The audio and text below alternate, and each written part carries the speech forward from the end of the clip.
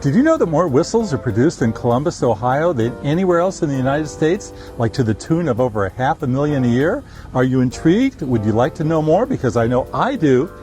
The American Whistle Factory is right in there. Let's go check it out. American Whistle Corporation is the only manufacturer of metal whistles left in the United States, and we make it all here in this small factory made from brass sourced here in the United States. That will become a whistle. This will become the top of the whistle. So it comes in a coil and it feeds through.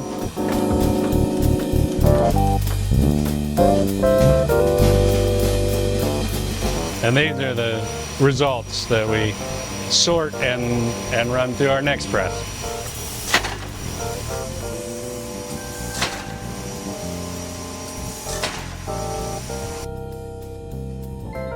The first whistle goes back to 1878 in Birmingham, England. It was an alternative for police to get people's attention without yelling. In 1884, they adapted the concept for a sports whistle in use for soccer games, making it easier for refs who no longer had to scream and yell. The majority of the whistle production is still based in England to the tune of about 5 million yearly, compared to 500,000 in Columbus. All our materials, as best we can, are sourced domestically to sell to customers like Walmart, a few sporting goods stores, and e-commerce customers. Just about anybody who needs a whistle for safety, for sports, dog training, any sort of activity like that. We supply some local police departments, just sort of sporadically across the country.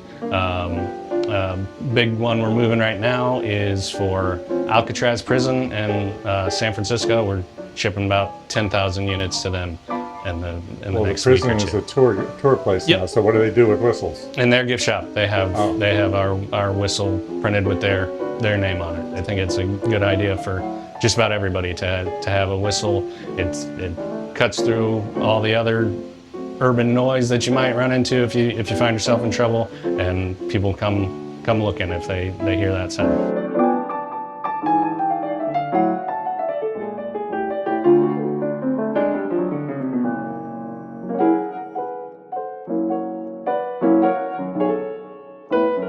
And do you always have a whistle on you?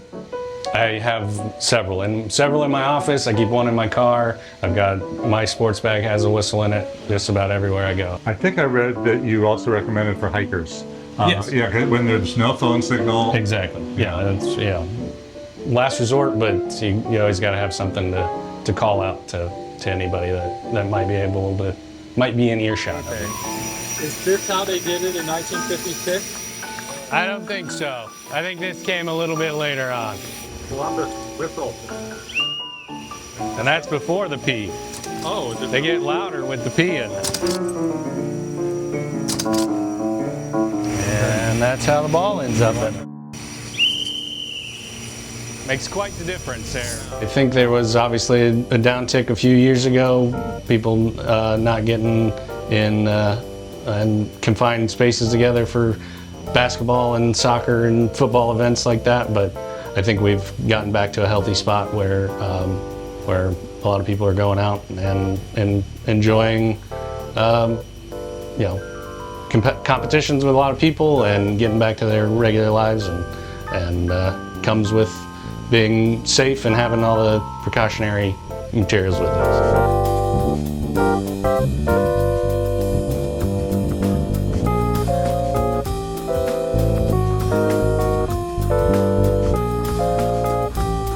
The Midwest demographic of Columbus closely mirrors what's considered to be the national average, and thus many fast food chains look to Columbus to try new products before they go national. The saying is that if it plays well in Columbus, it could succeed anywhere. Wendy's, White Castle, and Sbarro are all headquartered in the Columbus area. Some of the food items born in Columbus before they went national include the Salad Bar and Breakfast Baconator at Wendy's, the Impossible Whopper at Burger King, and McPizza at McDonald's. I think Columbus is the quintessential Midwestern town. I think you'll find you got a little bit of everything here. It's quite the melting pot of people, and we see them all come through here.